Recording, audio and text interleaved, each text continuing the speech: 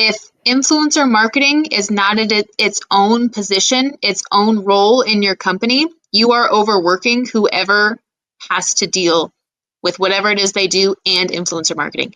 It is a full-time job, if done correctly, to be an influencer director. Let's go. Let's go. If you're here for it, like I am, like Sammy is, please join us in the comments. We are here for you. I love your sidebars. Elijah's going to be hanging out with you in the comments. And he's going to also be making sure that we see your questions so we can take them as they roll in.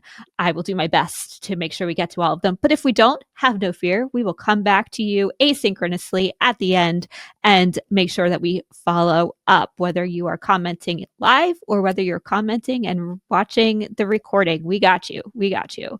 I'm so excited for this show. A little bit about Sammy before we jump in. Sammy's a passionate, blah, blah. Sammy is Words passionate are about hard. blending creativity and strategic thinking to deliver campaigns and events that not only exceed goals, but create lasting impact in brand communities. If you want to connect with Sammy, we will cover that at the end. Don't you worry. But the beautiful thing about this conversation, what I'm looking forward to, is that Sammy's actually on the B2C side, and we're going to bring her experience and expertise of how to be human onto the B2B side, and it's going to be wonderful. So, Sammy, welcome to the show. Hi, thank you so much for having me. So excited to have you. That was a little tiny blurb that gave nothing of what your journey has been, which is what we really care about. So, Sammy, tell us, what do you do now and how did you get there? Right now, I am a director of marketing for a fitness space, kind of like a mom and pop gym right now. And then I do a lot of freelance on the side, just delivering marketing strategies and executing on the ones that sound fun to me, because not all of them are fun. And I have the freedom to kind of pick and choose doing freelance, which ones I want to execute on. But I actually come from fitness. I was a trainer, fitness, nutrition, program design, all of that for about 10 years. And there was a lot of overlap there. But I guess long story short is I was in online coaching, trying to be an online social media influencer when that didn't quite exist yet. People looked at you like you were really dumb at that time. That's where I started. So to me, all of the knowledge and all the experience and education that I have in marketing came in by accident, just purely because I needed it to survive as a coach. So I started learning digital marketing and how to better present myself, and taking some courses and some education and some things on the side. And from there, it just grew from me building my brand to helping other coaches build their brands, to other gyms building their brands and small businesses building their brands, until it kind of came to a point where I just did not want to coach anymore. So I switched to marketing full time, and I again am very lucky to be able to stay in the fitness and health space because I choose to, and that's what I know, and it's what I'm good at. It's nice that you get so when I started out in advertising, I did paid media planning from the very beginning, and I worked on Verizon, and then I worked on YoPlay, and I was like, two brands that I are fine. Like, I used Verizon at the time and they were good. I loved their commercials of Could You Hear Me Now? Dating myself Okay. because that's when I worked there. And then YoPlay, I kind of had like a love-hate relationship with, because it was really fun to do some of the more creative campaigns, but I felt like I was selling sugar to babies, and that really I sort of was on the struggle bus with that pretty hard. So to be able to work on brands you actually care about is unusual, and that's one of the reasons why I love the cybersecurity space, because so many of those marketers deeply care about the mission of what cyber means. And so hats off to you for finding, what's it called, your ikigai, where like you have a thing you're super passionate about for something people actually need and you get to make money. It's like the dream. It's the dream. Yes. So well done to you on that. Before we get into our conversation, which I have a lot of questions that are going to about your journey that will help feed that. But before we get there, what's a challenge you're currently having? What's feeling hard and in your way? Um, it's a good question. I feel like there's always a little bit of resistance for me, only because, for those of you that don't know, I live in Wyoming right now. Um, and there's not a lot of need for fitness in Wyoming. You think of like you watch Yellowstone and it's cowboys and it's ranchers. That's real life. Not so much like the Western Sons of Anarchy type of thing. That's not so much what it is, but it's a lot of ranchers and it's a lot of working man fitness, so to say. Um, and I've been trying to transition and move somewhere that is more in line with what I would like to do. Like I would love to be in Texas. So that's hard for me because I love to be around people, and I've worked remote for the last 10 years. But like I was telling Elijah before we got started, I've recently started doing some in-house stuff, um, here in town, and I forgot how much I missed being around people on a day-to-day basis. Yeah. So for me, like I have a great position and I still get to do freelance right now and I have these really great people around me, but there's always that little bit of resistance that, I would like to be somewhere warmer. I would like to be in Texas. So I'm grateful and I'm happy here and I love what I do, but there's always that little bit of a push, like there could be something else. It's always a question of, is the grass greener? Yeah.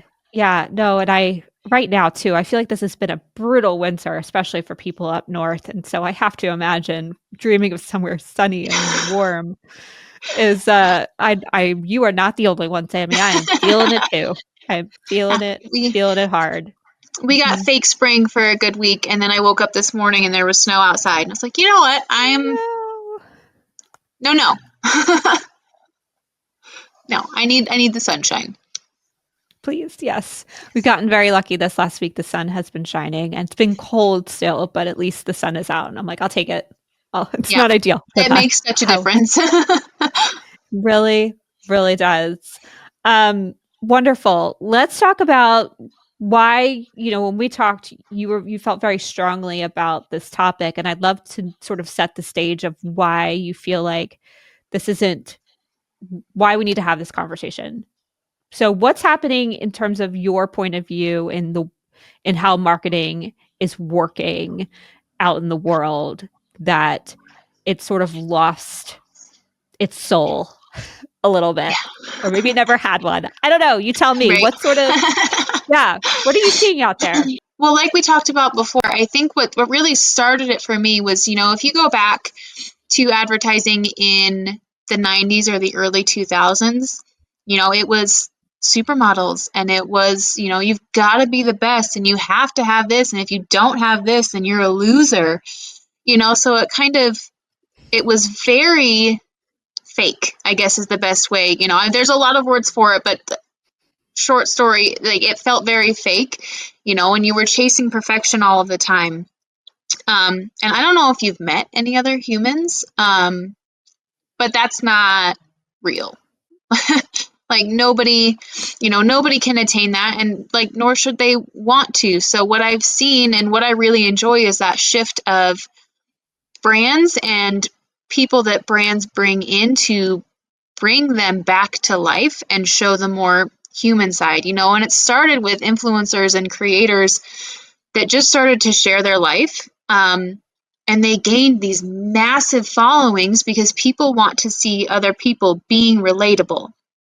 And if you look at the data and if you see the trends, these influencers, when they started out, like we're doing this for fun, and now they're making hundreds of thousands or millions of dollars on these brand deals because they have an audience that they built by being a human being and showing how relatable they are. So Mhm. I think that shift in being more relatable, and I wish that I had saved it because I saw somebody on LinkedIn do this the other day. I want to say it was Mid Squares. I'm almost positive it was Mid Squares. had an incredible video of the people that they brought to, it was a trade show. I don't know if it was, I don't know. I'd have to find the post. Whatever it was, go to their page. They did an incredible job creating this video of just people that work for the brand that were being funny and they were entertaining and just showing their personalities. And that's what people want to see, because when people think of brands, like I said, especially, people in their 30s, when they think of advertising, they think of businesses that are just trying to get money. When you see people and you're entertained and they're talking about something, or, they're mentioning a brand or how they're using it or how it works, that piques your curiosity. And then you want to go see what that brand is about because you trust whoever you're watching, because it created some sort of connection in you by the entertainment. So to see that shift, I think there are some brands that are doing it just so well, and it makes me so happy to see it. Influencer does seem to be I don't want to say up and coming. It's been around for a long time.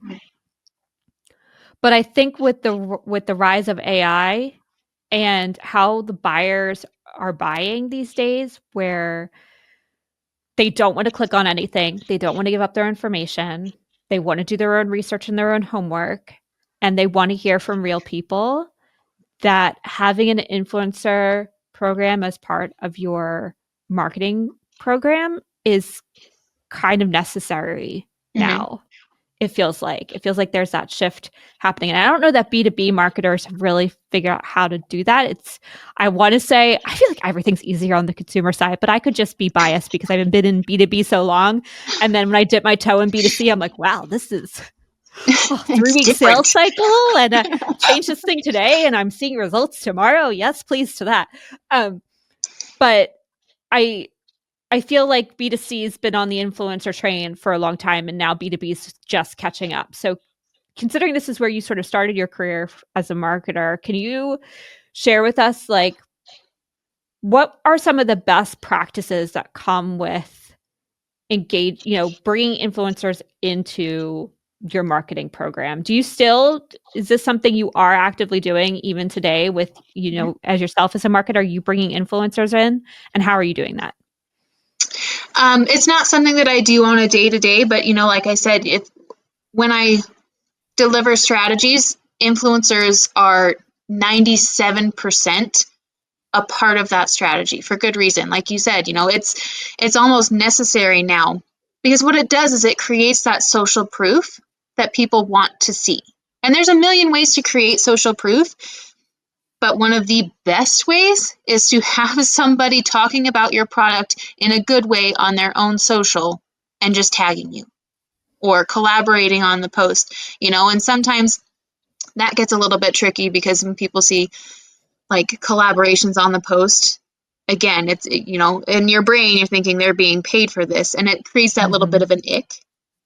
But, if you do it well, like I said, some of these influencers do it so relatably. So to me, it's just um, really dependent upon the size of their audience. And some of that plays into budget, and how much people are willing to be paid. Um, but for me, it's just about finding the right fit. It's almost like a job interview of what are they showcasing? How well are their socials doing? What is their content like? And does that align with what I'm trying to do? And then from there, again, I do a very deep dive. Maybe not everybody does it this way, but I do a very deep dive where I treat it almost like an interview, where I talk to the creator and I have those calls, and we talk about their content and how, whatever the product is or whatever the company is can fit into that. So it's very much, not just sign up and get a discount and share it with your friends. To me, it's a deep dive, because I have seen it happen too many times where it is too easy to become an influencer for a company, and they're sharing things that do not align with the brand, and then it leaves a bad taste in people's mouth because nobody's monitoring those things. Yeah, I imagine the authenticity is a fine line to walk in terms of what you're saying. So let's talk about audience size. How important it's sort of like twofold, right? You either go Mhm. after somebody with a really big audience, maybe you got to pay a little more upfront. Is that a better strategy than going after maybe a few influencers that have smaller audiences? But maybe you pay a little less? What's sort of your experience of like audience size and where to put your resources? For me, it always comes down to who the creators are. Again, you pay a lot depending on the goals of the campaign, the product itself, um, and where you want to go with it. You can get a really big creator and see a lot of success. Um, this is just like a personal thought. Some of those bigger creators, and rightfully so, they've done really well for themselves. They can be hard to work with, put it that way. Um, but, I have seen just as much success working with a handful of people that have 10,000 followers or less, because typically those are the people that are more authentic. And not to say that, they don't care about what they post, but it's that they don't care of, you know, to be seen as authentic. They're showing up fully as themselves. So people relate to that, and therefore they get better engagement and they have a higher level of trust, which, bottom line, brands need to have the trust. If you want to make sales, if you want to build a following, if you want to have loyalty, you have to have the trust. So that plays into it too. I'm a fan of having a handful of smaller creators.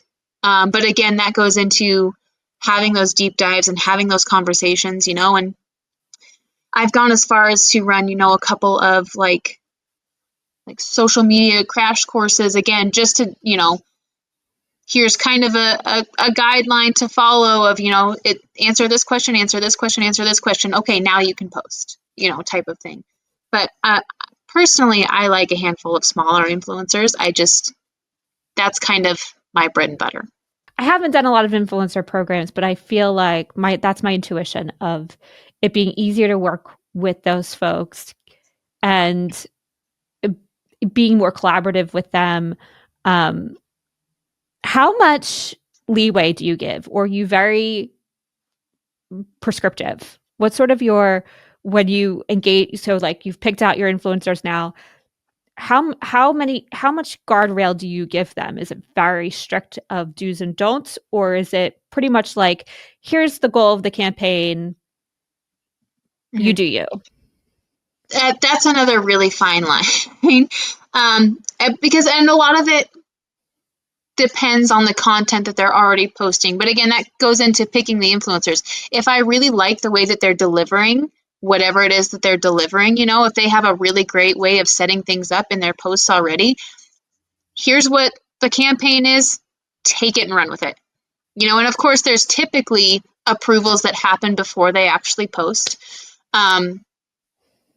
But a lot of times it's, I've picked you because I like your content, I like the way that you deliver it, and your audience trusts you doing this type of content.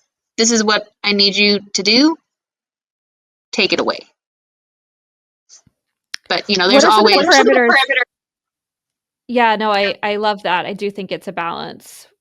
Um, what are some of the parameters you give influencers in those in a conversation or a brief? um a lot of it, I mean, it varies conversation to conversation, campaign to Sure. campaign, but a lot of it is my biggest rule is staying authentic to what you're doing, because as soon as you switch something up, people can feel that and people can see that, and um I had made those little hats like I said in another podcast, which I will probably link in the comments on this one, just so you can listen to it too, because it's very similar. I said, people can tell when you're being an asshole, so don't be an asshole. That's like, if I had anything written on my gravestone, that's probably what it would be. People can tell when you switch up, and people can tell when you're being inauthentic. So my biggest thing is, like, I don't want you to sound like a robot. I don't want you to change everything that you're doing. I don't want you, I curse all the time. Like, if you're a creator that curses, like, that's going to happen naturally. So if you show up and you're talking about this brand, and if the brand is, again, if the brand is not okay with any cursing, that's a separate conversation and a separate creator. However, and again, it all comes back to finding the right people for each brand. So, if it's a brand that is very clean cut and does not enjoy cursing, I am not picking a creator that curses, because as soon as they post a video, their audience is going to know that it's off and it's not going to feel right and it's not going to do any good. So people are going to be seeing the video and it's going to get engagement because people are commenting about how off the creator sounds, but it is negative. We're getting negative views on that because you can tell how inauthentic it feels. So my biggest rule in every scenario is authenticity, whether that is being authentic to the brand in finding the right creators, or authenticity in the creators about posting for the campaign. Yeah, I imagine it's this, it kind of is dating in the sense of finding the influencer that's going to elevate the brand identity in a way that works really well together, right? Mm-hmm. So Duolingo keeps coming to mind for me because their marketing is just so, I mean, it's interesting because it's so memorable and so good, but also like to a very, they're trying to play into that younger Mm-hmm. alpha audience now, right? And so like the creative is not anything that I gel with. It almost makes me cringe a little bit when you're seeing like Duo as this unicorn thing. I don't know. Yeah. But it's memorable and that Yeah. they're clearly talking to the right audience. So trying to find the right influencer who's going to, create that color and that vibrancy and lean into that makes a ton of sense, right? And so I love what you're saying of like coming back to dating, right? You got to find the people who are going to already emulate your brand so you don't have to give necessary guidelines. All you need is goals and messaging and let them go run. If you have to build guardrails, I feel like what you're saying, Sammy, is like if you have to Mm-hmm. build a lot of guardrails, this is not the right person. Exactly.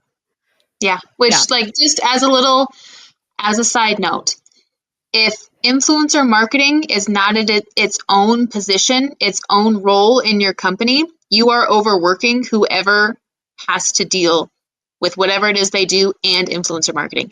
It is a full-time job, if done correctly, to be an influencer director, to manage those influencers and those collaborations and partnerships. If done correctly, is a full-time plus job by itself. So whoever is doing both is overworked and underpaid, I promise you. I'm imagining it's probably the social media soul who is probably trying to do both of these Typically, things. it is. Yep. Yeah. Okay, well tell me more about like the full-timeness of it. So, cuz if you're a brand thinking about how to break into the influencer side of things, and now you're being told to hire a person, that probably feels a bit big. Mm-hmm. So, help me understand what the roles and responsibilities are and sort of the interactions that they need to do on a regular basis Mm-hmm. to be a full-time job. I'm working hand in hand with marketing every single day, nonstop. You are working together because you have to understand what the campaigns are, what the goals are, and what's coming next. And I think that's one part that really gets missed a lot of the times. Um, as marketing creates these campaigns, and they have a timeline, but then like whoever's upstairs or whatever sales is or whatever discount they're offering does not get back to marketing. So now there's no, like, if there's no communication, nothing is being done properly, which I could do a whole nother podcast on, believe me. um, so as long as marketing is on the correct page with everyone else in the brand, in the company, right? Your influencer leader is working hand in hand with marketing, and again, doing those deep dives is, what is this campaign? What are the goals are, and what are we looking at, so that they can go out and search and find those creators that match that. And like you said, it's a dating game. So think of it as like you're swiping Tinder for 3 weeks and you are like hand picking 5 to 10 people out of those 3 weeks and having those conversations. And a lot of times they won't get back to you. So you're back to the drawing board of finding creators that you can have conversations with and having calls and making sure that it's the right fit. So it's a lot of research, I guess, is the best word, of back and forth, getting really clear again with marketing on what it is that you're looking for so that you can go out and look and have conversations. And then from there, build out again, it's, getting with legal and creating the contracts. Like there's a lot of little nuances that go along with it. But again, the main job is just to create connections and find people that align with what you're doing. I imagine it's a lot of managing, Yes. right? Yeah. Yeah. That makes a ton of sense. The one thing you mentioned too is from a campaign standpoint, can your influencer, do you generally, like, once you find your people, you stick to them, or does it change campaign to campaign? What's sort of your experience in how you use influencers? I know for me, like as a fractional marketing leader, like I have my folks that I go to on a regular basis for certain things, right? Marketing ops and social and Mm-hmm. podcasting and video and those sort of things. But for writing, I always switch up my writers because you just never know Mm-hmm. that what you're going to need for who. So is influencer sort of similar in you might have one or two go-tos, but you're going to be switching it up often, or do you have your stable and you're good? I think it's a little bit of both. There's always creators that just do really well, but again, that's the point of having, I guess, a trial run. Legion Supplements does this really well, where they offer contracts for 4 months to be, like a they call it a sponsored, not a sponsored athlete, but a sponsored ambassador. Where you have 4 months where for every month for those 4 months, you get free products and you get to talk about it. If in those 4 months your sales do really well, you get to continue to have free products and you sign another contract. If, however, you have those 4 months and your sales are not showing the numbers that they're hoping for, then you're welcome to be an ambassador, but you no longer get free products. You get a discount code if you want to use it. So there's always I love the way that they have that set up because I think it works really well.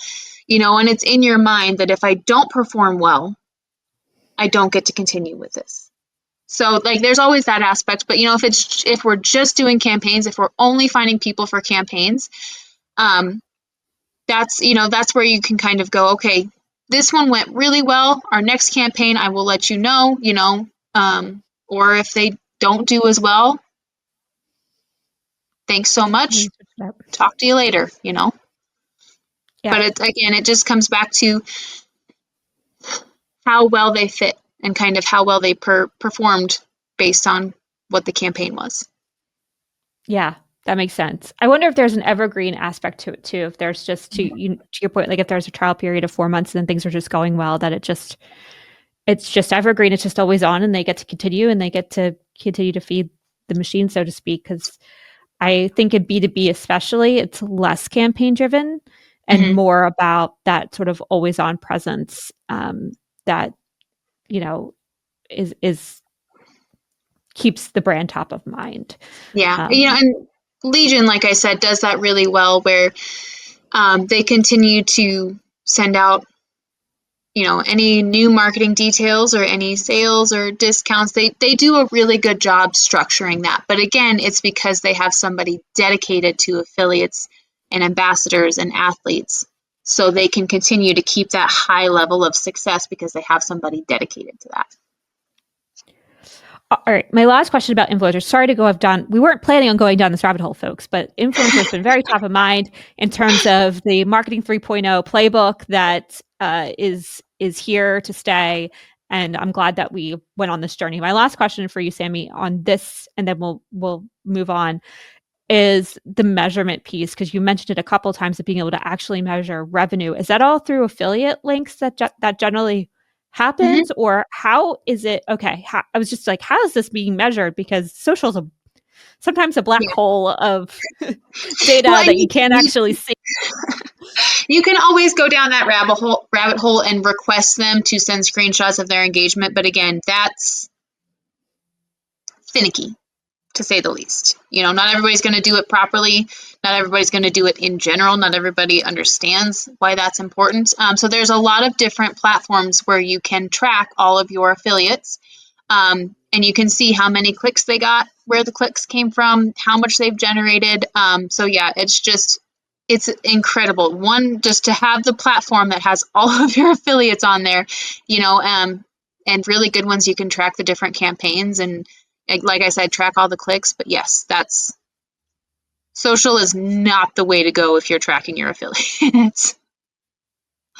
Yeah, I mean, social in general is they don't call it dark social for nothing, because it's so hard to really measure your impact Hmm. of, end to end results. So I do think, especially for SaaS products in the B2B space, if you have an easy to sign up for workflow that you can just, drop affiliate links to your influencers and have people sign up that way, I think that's probably the easiest way to go about it.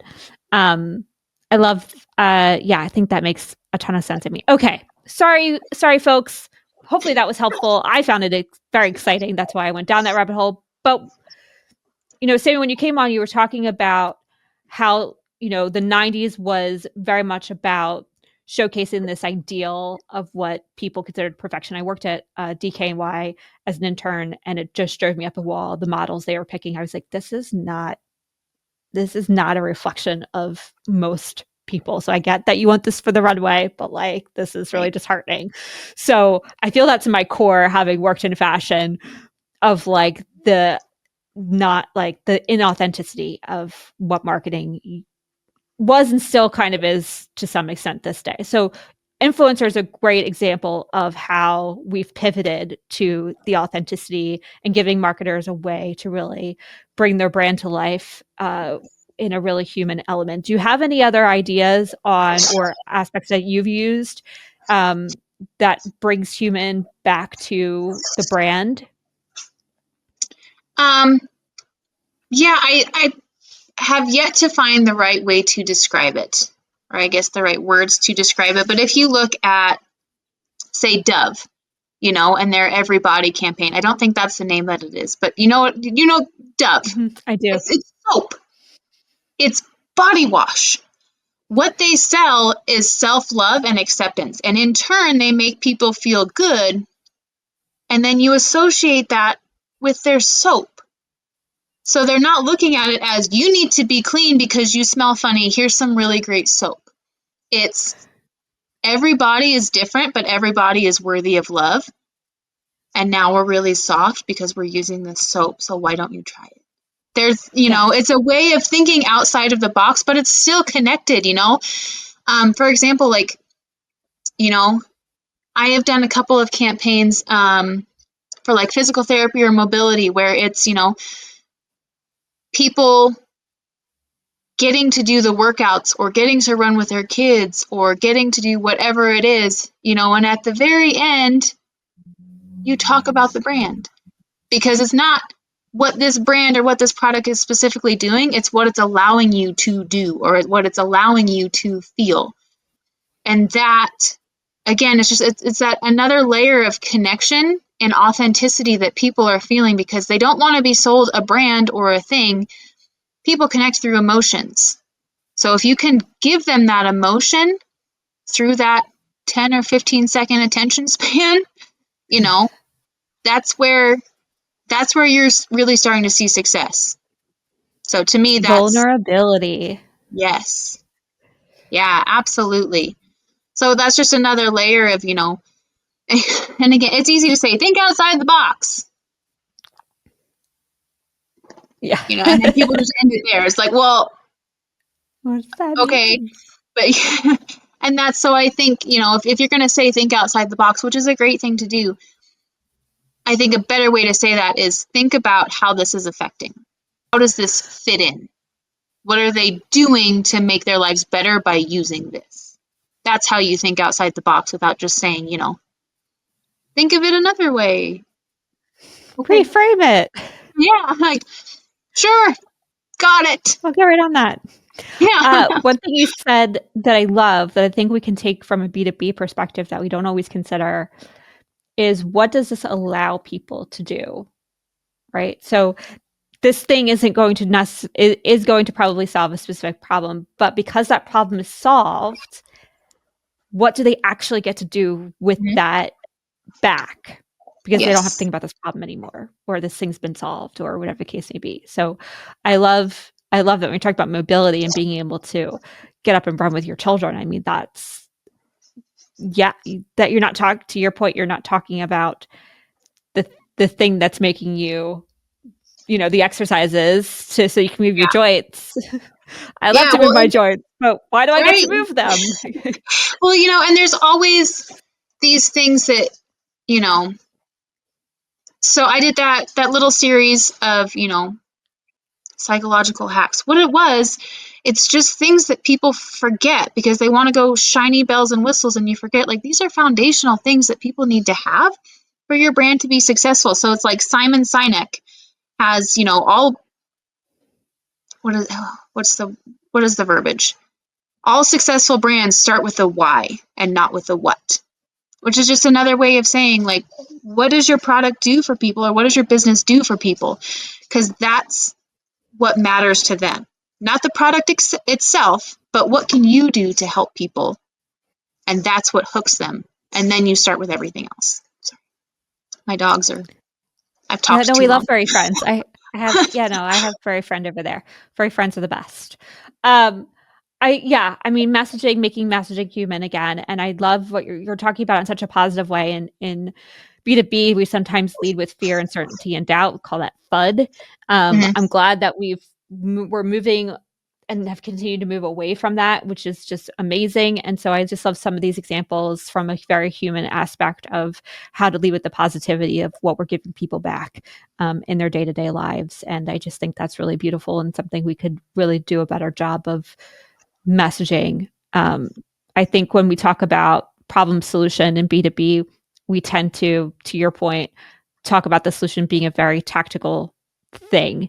And I think we can move from the tactical now, folks, and really connect with people in a human way that makes them feel something else Simon Sinek talks a lot about, right? Is the hierarchy of needs. Mm-hmm. That they feel safe, they feel that they have a sense of belonging, and then they have a sense of purpose, right? And so, how can we further those three things for them through our messaging? My coach calls it seen, heard, known, and accepted. People need to feel seen, heard, known, and accepted. And so, if you can reflect back to them in your messaging those things in a very positive way of giving them something back in their life, I think we all can win for Yeah. sure. So I love that. Anything else you can think of, Sammy, in terms of how we can breathe life back into our marketing in a way that makes it something people can more easily connect with and want to connect with? In B2B, we know this too, especially in the cybersecurity space. People, CISOs, practitioners do not want to hear from us. They loathe it. Developers, IT folks have ad blockers on for a reason. It's so hard to create that connection because Mm-hmm. we've burned the bridge and we got to build back now. And so these are wonderful ways between influencers, between the messaging. What else you got for us? How else can we continue to build that trust and that connection through our marketing? Uh, Use your people. I mean, your people and your employees are some of the most underutilized, especially in that kind of a space. There's a lot of other industries where it's really easy to have other people give social proof. If you're talking, tech or cybersecurity, there's a very small percentage, at least that I have seen, um, of random people walking the street that, you know, have that pull to talk about that kind of stuff. But again, you're like, get on LinkedIn and create connections as a human being. Not that it's part of their job, but another person, Fro Pro Bars. If you guys go on Instagram and look up Fro Pro Bars, you will see their owner, Matt Williams, on every other post that they make because he understands how important it is to create that connection. So him as the owner, or him as, if you're looking at somebody, the higher ups, so to say, even if you're not making Instagram videos, okay, get on LinkedIn and have that personal brand. And I think, again, there's been a lot of talk about personal brands and how important they are. And it's because they're really important. Have that personal brand to pull people in, because once they're bought into who you are, and not some, again, this is a caveat, don't pull people in on some fake assumptions. Pull people in being exactly who you are, and that will create that bridge to whatever else you're trying to get to. It's like the best way to show your culture, isn't it? Of like what people are buying into by showing the people that you've hired and who work for you. I do find it hard because not everybody wants to be that. They don't want to Yeah. essentially be online. They don't want to be talking. But if you have a soul, a wonderful human in your company who just has that magnetic pull to what you're talking about, Sammy, and you can work with them in a really intentional way of highlighting the great work they're doing. I think that's yeah. It's tough to do, but I think done. I had somebody else on my show a long time ago, Mary Rodrigo. Mary, oh my gosh, what a great episode that was so long ago. But she did this for Microsoft where she had little mini interviews throughout the company and she just told these mini stories and so she wasn't asking them to go online. She was doing it for them, but it was just Mhm. this really beautiful way of highlighting the employees inside the company too. So I think there's Yeah. lots of different ways to go about it. Well, yeah, I in know worst it's case hard, but scenario, sorry, just no, no, go worst ahead. case scenario, hire yourself a really scrappy social media manager that, like you said, will go around and just ask questions. And, those little, get a tiny mic and have them hold the tiny mic and ask them questions, or have them share a little snippet, or like top of mind, ask them to, explain something that doesn't make sense to most people. Like if you ask me to explain anything tech, nope. I have no idea how it works. I don't know why it works. I know that I can use it well enough, but get them to answer those questions that people have, just to get somebody really scrappy that is not afraid to be online, somebody really young, pay Yeah. them accordingly. Just curious. Caveat, pay them accordingly. However, find somebody really scrappy that loves to be online and loves to have those conversations, and get them in there with your people to, like you said, have interviews, have those little videos, make those little snippets, and that brings people in. Curiosity goes a long way, folks. It does. Yeah, it really does. Oh my gosh, Sammy, I could talk to you forever. I'm sure you got more tips and tricks up your sleeve. If people, give us one last one. One last one before we go. Oh, now that I'm on the spot, I'm blank. Um, Okay. And that's okay too. We'll have people follow up with you. But okay, yeah, that's fair. Send me a message. I'm sure something will come back. influencers, messaging, and personal branding, all great, wonderful ways to bring humanity back into your brand. I love it. I'm so grateful. Sammy, thank you so much. Where can people find you as they have more questions about these things? I am on LinkedIn, just Sammy Norman, Sammi Norman. Um, I'm also on Instagram. I talk a lot more fitness on Instagram if you're into that kind of thing. Sammy Norman Fit, same thing, Sammi Norman Fit. That's where I'm at. Awesome. Well, go follow her, folks. I sure will be. Before we go, Sammy, something that I love to ask at the end of all my shows is, outside of work, you are more than a marketer. What's something that's currently bringing you joy? Ooh. New beginnings, I think, is the best way to put that. I've had a lot of changes, and change always comes with a little bit of nervousness and fear. But I think more than anything, I am excited and I'm joyful about getting to start over and try different things. That is exciting. I love new beginnings. I move around a lot. My husband and I, this is the first time we've been stationary for more than 3 years, and we're all like, where to next? We got the itch. Yeah. We got the itch. So I so appreciate that. Thank you so much. I'm so grateful for this conversation. If you like this episode, please like, subscribe, and share. This episode is brought to you by MKG Marketing, the digital marketing agency that helps complex brands like cybersecurity get found via SEO and digital ads. This episode was hosted by me, Carrie Gard, CEO and co-founder of MKG Marketing. Music mix and mastering done by my lovely podcast sidekick, Elijah Drown. And if you'd like to be a guest, please join me. I'd love to have you on the show. Thank you again, Sammy. So good to see you. Thank you.